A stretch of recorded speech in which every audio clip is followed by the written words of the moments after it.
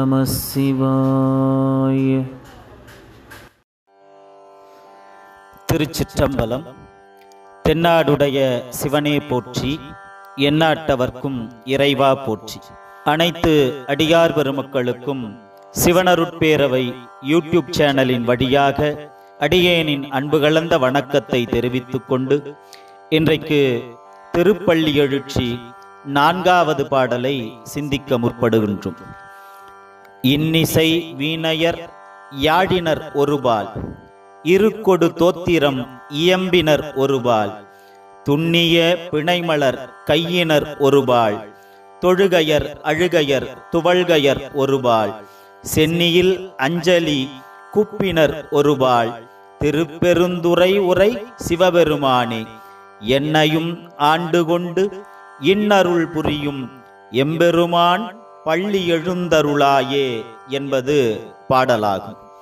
இப்பாடலின் விளக்கமானது, திருப்பெருந்துறையில் எழுந்தருளியுள்ள சிவபெருமானே, இந்த அதிகாலை பொழுதில் வீணை கலைஞர்களும் யாழ் வாசிப்பவர்களும் இசை மீட்டியபடி ஒருபுறம் உன் பக்தியில் லயித்து நிற்கிறார்கள். ரிக் உள்ளிட்ட வேதங்களால் உன்னை வணங்குவோரும் தமிழ் தோத்திரப் பாடல்களை பாடுவோர் ஒருபுறம் உன் சிறப்பை பாடிக்கொண்டிருக்கிறார்கள். நமசிவாய என்ற நாமத்தை சொல்லியபடி கையில் மலர் மாலைகளுடன் பக்தர்கள் ஒருபுறம் நிற்கிறார்கள். வணங்குவோரும் கண்களில் கண்ணீர் மல்க பிரார்த்திப்போரும் உன்னை நினைத்து நெகிழ்ந்து மயங்கியவர்களுமாக ஒருபுறம் இருக்கிறார்கள். தலையில் கைகூப்பி நீயே சரணாகதி என்று சொல்வோர் ஒருபுறம் காத்திருக்கிறார்கள். இவர்களது பக்தியின் முன் எனது பக்தி மிகச் சாதாரணம்.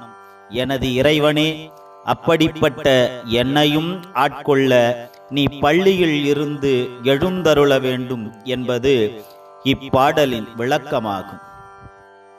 இப்பாடலில் பள்ளியறை என்ற வார்த்தை மிகவும் சிறப்புக்குரியது. இறைவன் கண்மூடினால் நிலைமை என்னாகும் என்று சிந்தித்து பாருங்கள். இருந்தாலும் அன்பின் காரணமாக அவனுக்கும் ஓய்வு கொடுப்பதாக நினைத்து பள்ளியறையில் உறங்க வைக்கிறோம். ஆனால் உண்மையில் பள்ளியறை என்றால் விழிப்புக்குரிய இடம். இதனால்தான் மாணவர்கள் படிக்கும் இடத்திற்கு பள்ளிக்கூடம் என்று பெயர் வைத்தார்கள். கல்வியில் விழிப்புடன் இருப்பவர்கள் உலகில் சிறப்பிடம் பெறுவார்கள். அதுபோல் பக்தியில் விழிப்பு நிலையில் உள்ளவன் இறைவனின் திருப்பாதத்தை அடைவான். திருச்சிற்றம்பலம்.